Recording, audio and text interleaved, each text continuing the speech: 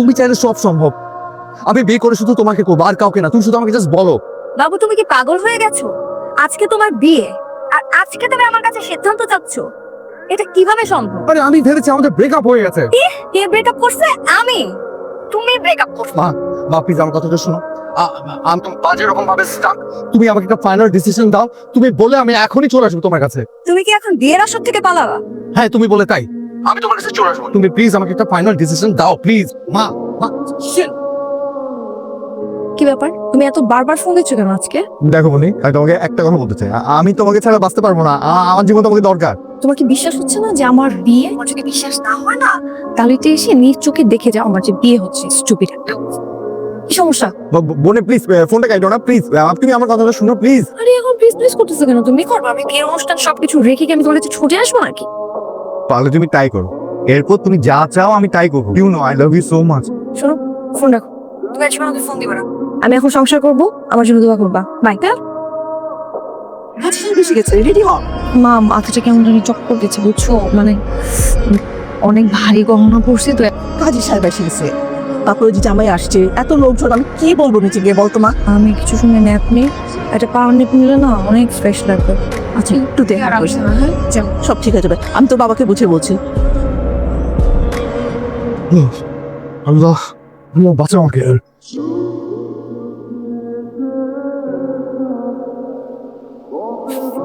ভাইয়া, আশেপাশে না কোনো সিএনজি রিক্সা পাচ্ছি না, আপনি কি আমার একটু সামনে নামিয়ে দিয়ে আসবেন? আপনি অন্য গাড়ি দেখেন। আশ্চর্য, মানে একটু হেল্প করলে কি হয় ভাই? একটু আপনাকে মাফ করেন না প্লিজ। আপনি, আপনার নাম বাবু না? আপনি তো আমাকে বিয়ে করতে এসেছেন, আপনি এখানে কেন? আমারও তো একই প্রশ্ন। আপনি কেটে রাতে বাড়ি কি করছেন? কোথায় যাচ্ছেন? আমি যাচ্ছি না, আমি পালাচ্ছি। হ্যাঁ, আমিও। ভেরি গুড, আপনার সাথে আমার এত বড় মিল! ও মাই গড! আরে আপনি আমার গাড়ি উঠছেন না। আরে আশ্চর্য, কি বলতেছেন আহমকের মতো? চলো চলো, আপনিও পালাবেন আমিও পালাবো, দুজনেই পালাই। না না দাঁড়ান, এক্সকিউজ মি, আমি আপনার এই বিয়ে শাদী থেকে পালানোর ব্যাপারে জড়াতে যাচ্ছি না। আপনি আপনার মতো চান, আমি আমার মতো যাবো। আরে আপনি কি আহমক নাকি? আপনাকে কি বলেছি আমাকে নিয়ে পালাতে? আমি তো পালাবো আমার বয়ফ্রেন্ডের সাথে, আমার বয়ফ্রেন্ড এখানে ওয়েট করছে। আপনি একটু সামনে আমাকে নামাই দিয়ে আসবেন, একটু হেল্প করবেন আর কি, বুঝছেন? চলো, চাপ করে। আশ্চর্য, সমস্যা কি? গাড়ির সমস্যা কি? আমি কি মেকানিক নাকি? ভিতরে গাড়িও তেমন পুরো খাখানা আমাকে রাখ দিচ্ছে না। তো এখন আমরা যাবো কিভাবে? আমি কি করছি? এদিকে কোথেকে পাবো? এটা তো বাসার পিছনে, সামনে গেটে যান না, সামনে গেটে থাকতে পারে তো। বাড়ির পান্ন করে খুঁজলাম, কোথাও নাই। সে সবাই তো চলে এসছে সামনে। কি বলবো, আমার তো মনে হচ্ছে বিয়েটা করতে হবে কনফার্ম।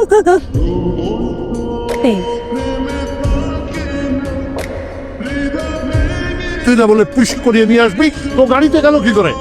না মানে বাবা, ওই বোনের সাথে একটু আড়ালে কথা বলার জন্য এসেছিলাম। আমরা তো দুজনকে ঠিক মতো চিনিও না। তোমরা হুট করে বিয়ে ঠিক করে ফেলছো, এই সুযোগে একটু কথা বলে নিলাম আর কি। কথা বলা হয়েছে? হ্যাঁ, কথা বলা বেশ। সবকিছু ঠিকঠাক? একদম।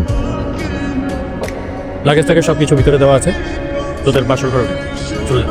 এই নতুন ফ্ল্যাটে কেন? মানে আমাদের না আপনার বাড়িতে যাওয়ার কথা ছিল। কিছু বুঝতে পারছেন এখানে কেন আমরা? দোস্ত শোন, এটা তো তোদের জন্য একটা সারপ্রাইজ। সারপ্রাইজ আরো আছে, ওটা ভিতরে গেলে জানতে পারবি। ভাবি ভালো থাকে। এই সব কিছুর জন্য না আপনি না, আপনার জন্য আমার কবুল বলতে হয়েছে। হোয়াট? আপনার কি মাথা ঠিক আছে? আমি আপনার জন্য ফেসে গেছি।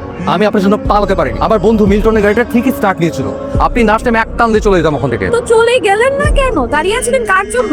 আপনি যদি চলে যেত দোকান থেকে, তোমার অন্য ব্যবস্থা করতাম, আমি অন্য পালিয়ে যেতে পারতাম। এখন এসব কথা বলে কোনো লাভ আছে? আমাদের বিয়ে হয়ে গেছে। তার মানে সুরটা কেমন চেঞ্জ দেখছি। মানে বিয়ে করে সুন্দরী মেয়ে দেখে কি আপনার সুর চেঞ্জ হয়ে গেল? আপনার গার্লফ্রেন্ডকে আপনি ভুলে গেলেন? শোনেন, বিপদে পড়ে আপনাকে বিয়ে করতে আমি বাধ্য হয়েছি, তাই বলে এই ভাবতেন না যে আপনি আমার ঘাড়ে চড়ে বসবেন। আমি কালকে সকালবেলা উঠে আপনাকে ডিভোর্স দিয়ে যাবো। আপনাকে দেখে না মোটেও মনে হচ্ছে না আপনি বিপদে পড়ে আমাকে বিয়ে করছেন। আমাকে দেখে মনে হচ্ছে যে আমি বিপদে পড়ে বিয়ে করছি। দেখেন আমার চেহারাটা দেখেন। প্লিজ আপনার মুখটা একটু বন্ধ করেন। আপনাকে সকালবেলা উঠার সাথে সাথে আমি ডিভোর্স দিয়ে দিব। অত কষ্ট আপনার করতে হবে না। আমি অলরেডি লয়ারের সাথে কথা বলে ফেলেছি। কালকের মধ্যে আমার হাতে পেপারসও চলে আসবে। ওকে, নো ওয়ারি। কি এটা? আমি কি করে বলবো?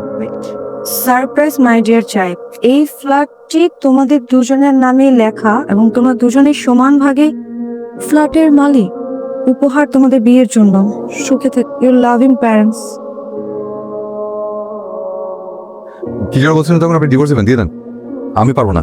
তো আপনিই বললেন যে আপনার লয়ার রেডি আছে, সকালের সাথে সাথে আপনি আমার হাতে ডিভোর্স পেপার দিবেন, তো দেন।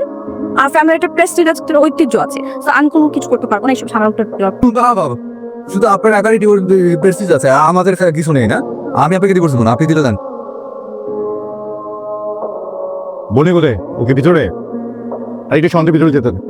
বনে নে যা বনে তুমি আসছো। কান্না করছি কেন? আমি তো চলে আসি, আমি তো বন্ধ করো প্লিজ। তুমি পারফেক্ট টাইমে আমাকে ফোন করেছো, আমি তোমাকে নিতে চলে আসি। চলো আমার সঙ্গে চলো। কি বলছো জান? আমি তো কোথাও যাব না, আর এটা তো আমার নিজের ফ্ল্যাট। শোনো, তোমার যখন ইচ্ছা হবে তুমি তখনই চলে আসবে, তোমার ইচ্ছা মতো চলে আসবে, মনে করবে তোমার নিজস্ব ফ্ল্যাট। না না, আমি কিছুই বুঝতে পারছি। Excuse me. মানে আমার ফ্ল্যাটে তুমি এখানে দাঁড়িয়ে কেন আছো? ভেতরে আসো না, আমি তোকে বলছি আসো। কে আপনি? আপনি কে? এটা আমার বাড়ি, এই বাড়ির মালিক আমি। আমি যতদূর জানি এটা আমার বাবুর বাড়ি। এনিওয়েজ, আমি বাবুর গার্লফ্রেন্ড। আমার বাবু না খেয়ে আছে, আপনার সাথে কথা বলার টাইম নেই। এক্সকিউজ মি বাবু। মাহা, তুমি এত ইমোশনাল হয়ে গেছে কেন? আমি তো আছি তোমার সাথে। তুমি কি ভেবেছো আমি তোমার কোনো খোঁজ খবর রাখবো? মা, আমি না তোমাকে বোঝাতে পারবো না যে আমার উপর দিয়ে আসলে কি গেছে। আহা বাবু, আমি তো সব শুনেছি ফোনে। তুমি কোনো টেনশন করো না তো। যাও, তুমি ফ্রেশ হয়ে নাও। এখন আমি তোমার জন্য খাবার নিয়ে এসেছি, তোমাকে খাইয়ে দিবে। যাও। How sweet. আপনি বাড়ি ছাড়েন না, বাপ করে বাড়ি ছাড়তে হবে। তোর বাসা নেওয়ার ব্যবস্থা আমি করছি। তুমি যে আমাকে এত ভালোবাসো, এত কেয়ার করো, বিশ্বাস করো আমি এই অবস্থা না করলে এখন বুঝতাম না। বসতে আছে। তাই আপনি উঠুন, আপনার বাসা খালি করুন, তো আমার বাসা খালি করেন। আপনাদের এই রং ঢং না আমার আর সহ্য হচ্ছে না, আমার গা কেমন জানি ওয়েট, আপনি আমার বাড়ি থেকে আমাকে অন্যখানে যেতে বলছেন? আপনি আপনার এই বডিগার্ড নিয়ে অন্যখানে চলে যান। তুই কিন্তু ভুল বলছিস, আমি কিন্তু ওর বডিগার্ড আর বয়ফ্রেন্ড। তুই এখানে কে? তুই কে এখানে? বনিটা আমি কি বুঝিয়ে দেবো এখন আমি কে? যেটা তো আস্তে আস্তে বেয়াদব, তোমার সাথে বেয়াদবি করবে। আর কি আপনি এই বাড়ি থেকে এখন বের হয়ে যান। এক থাপ্পড় মেরে কয়টা দাঁত দিলে। এই বাড়ির মালিক হচ্ছে আমি। আমি যা বলবো তাই শুধু তুই বের হ। বের হয় এদিকে। এখন কি বুঝতে পারছিস তুইটা কে?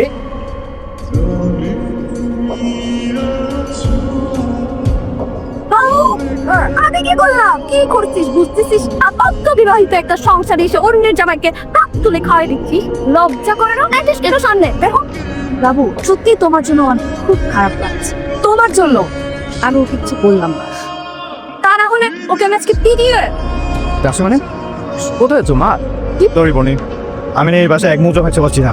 আমি বাচ্চা বাইরে জানতে হবে। তোমার যখন খুশি তুমি আমার কাছে চলে আসতে পারো। এই যে এই বাড়ি কোনোদিন আপনার হচ্ছে না। হ্যাঁ, তাই না? আমি যেই পর্যন্ত এই পৃথিবীর বুকে বেঁচে থাকবো সেই পর্যন্ত আপনারও এই বাড়িটা হচ্ছে। তারপরও বাবা, একটা বার আমার মতামত নেওয়ার চেষ্টা করলে না? আমি তো তোমার সব কথা মেনেছি। একটা মেয়েকে চিনি না, জানি না, এইভাবে আমার স্বাধীনতাটা নষ্ট করে দিলে। হ্যালো, তো বড় সাহস বাবা দিচ্ছে, সে বলে তার ফ্রেন্ড। কেমন না লাগে আমার বাবাই বা এই কাজটা কিভাবে করলো? এরকম একটা ছেলের সাথে আমার বিয়ে ঠিক করে দিচ্ছে, আবার একে বিয়েও করতেছে। আমি কি করব? বাসায় আগে জানাই, তোমার ব্যবস্থা আমি করতেছি। হ্যালো মা, মা আমি এই ছেলের সাথে সংসার করবো না মা। আমি বলতেছিস সর্বনাশের কথা। আজকে মাত্র তোদের বিয়ে হলো, আসর রাত, আর তুই বলতেছিস তুই সংসার করবি না। আচ্ছা, সমস্যাটা কি বলতো মা? মা তোমরা এটা কি করলা? মানে কি মনে করে এই ছেলের সাথে আমার সম্পত্তি একসাথে দিয়ে দিলা?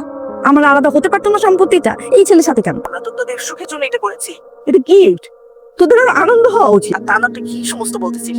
বাবু কি জানে যে তুই আমার সাথে কি নিয়ে কথা বলতেছিস? কোনো ঝামেলা হয়েছে? মা আমি তোমাদেরকে কত করে বললাম যে মা আমি একজন অপরিচিত ছেলেকে বিয়ে করতে চাই না, তারপর তোমরা আমাকে জোর করে এরকম একটা অপরিচিত ছেলের সাথে বিয়ে দিয়ে দিলা। আচ্ছা ফাইন, তোমাদের কথা শুনে আমি বিয়েটা করলাম। আর তার মধ্যে বিয়ে করার পরে কি একটা অদ্ভুত কাণ্ড করে তোমরা বসে আছো, নিজের মেয়ের সম্পত্তি অন্যের হাতে স্বাধীনতা তুলে দিলা। হ্যাঁ দেয়, যাতে তোমাদের দুজনের মধ্যে ভালো আন্ডারস্ট্যান্ডিং হয়। না, তোমরা আসলে এই ঘটনা ঘটিয়েছো এর কারণে যাতে আমরা দুজনকে ছেড়ে কখনো আলাদা না হতে পারি, তাই না?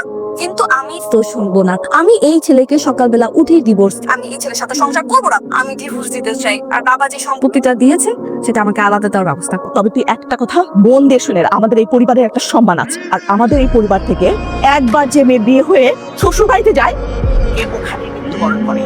আর পরিবারের সমস্ত সদস্যের সাথে সেখানে কবর হয় তার। আর তুই যে সমস্ত আবদার করছিস না, আর যে সমস্ত কথা বলছিস, সেটা রক্ষা করা আমার পক্ষে কোনোভাবেই সম্ভব না। মা তুমি এটা কি বললা মা?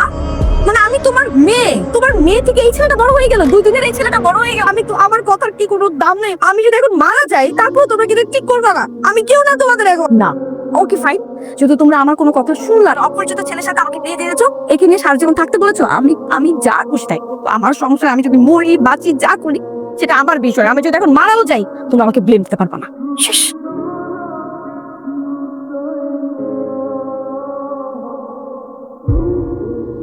বলু বলি বলো।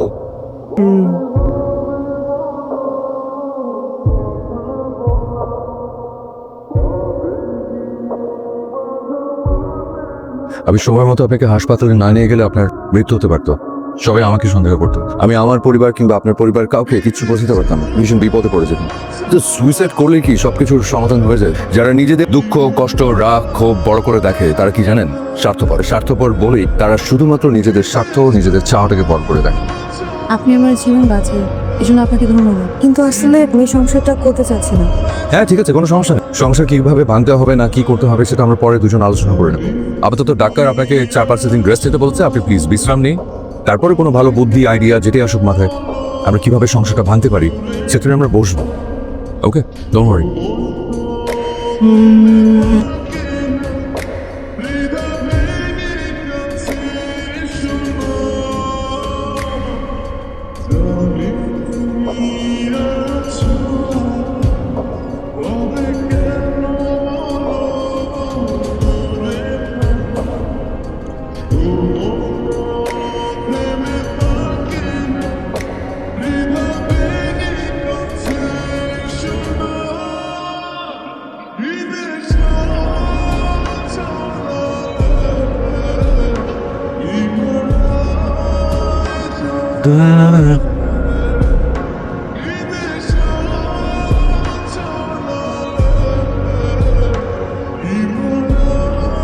এই তো দেখছি নতুন দলিল আমার নাম লেখা।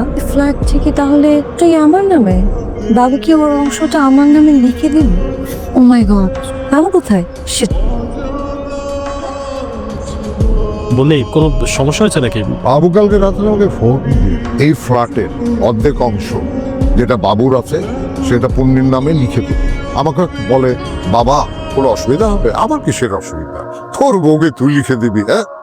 তোরা সুখী থাকলেই তো আমরা খুশি। না না না না, বোন এরকম নেই না, সম্পত্তির জন্য সংসার করবে মোটেও না। ও তো আমার বউমা, ছেলের বউ। এই সম্পত্তিটা দিয়েছে, ওটা দিয়েছে চোদা। না না না, আমি এটা কথা বলবো। আপনার ছেলের অংশটা আমার মেয়েকে লিখে দিতে হবে না। আমার যে বাড়িটা আছে না, আমি আমার বাড়িতে আমার মেয়েকে লিখে দিই। আরে না, আমার ছেলে তার বউকে তার সম্পত্তি লিখে দিচ্ছে, তো আবার আপনাদের দিতে হবে কেন? না না, কিন্তু আপনি তো আপনাদের ছেলেদেরকে বড় করতে গিয়ে আমাদের ছোট করছে। চুপকে যাচ্ছি রে। তাই শুরু দিতে হবে না, কি বলে এসে বড় দাদা সোয়েটার। কি কি মানে সমস্যাটা কি? আমরা তো মাত্র সংসার শুরু করেছি, তাই না? আর আমাদের তো সময় লাগবে কিছুদিন। মানে সংসারের মধ্যে টুকটাক ঝগড়াঝাটি তো হতেই পারে, এটা তো খুবই ন্যাচারাল। বাবা তোমরা প্লিজ এমনি চলে আসতো, মানে হুটহাট আমি বুঝতেছি না। তোমরা আরেকদিন আসো, সময় নিয়ে আমি রান্না বান্না করে তোমাদের সবাইকে খাওয়াবো। আজকে প্লিজ তোমরা একটু যাও যাও, আমার সময় নেই। আমার অনেক কাজ, আমার বাবুর কাছে যেতে হবে, ও মনে হয় উঠে যাবে। তোমরা যাও যাও।